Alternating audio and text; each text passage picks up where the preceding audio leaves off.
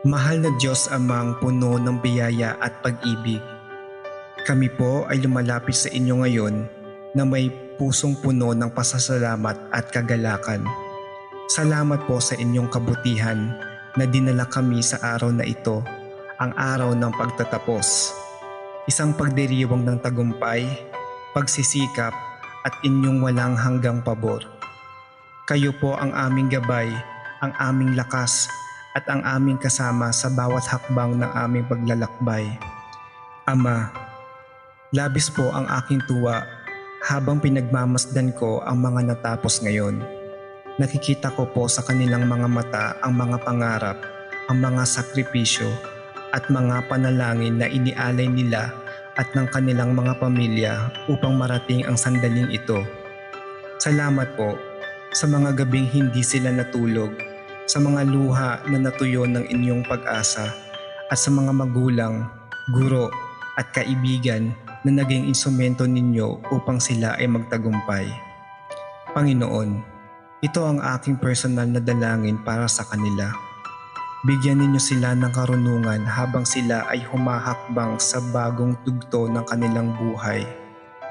Alam ko po na hindi laging madali ang mundo sa labas ng paaralan.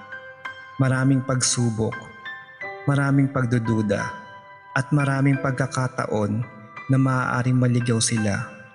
Kaya't hinihiling ko, Diyos ko, nagabayan ninyo ang bawat desisyon nila. Buksan ninyo ang kanilang mga puso upang hanapin ang inyong kalooban sa bawat plano nila. At bigyan ninyo sila ng tapang upang gawin ng tama kahit mahirap.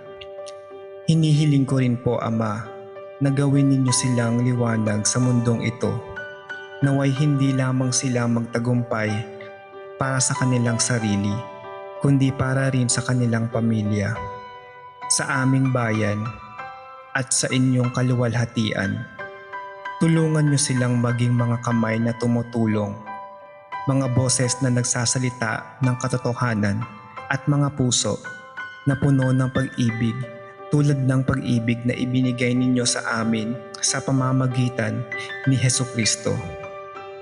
Panginoon, ipinapanalangin ko rin ang mga magulang at mahal sa buhay na kasama nila ngayon.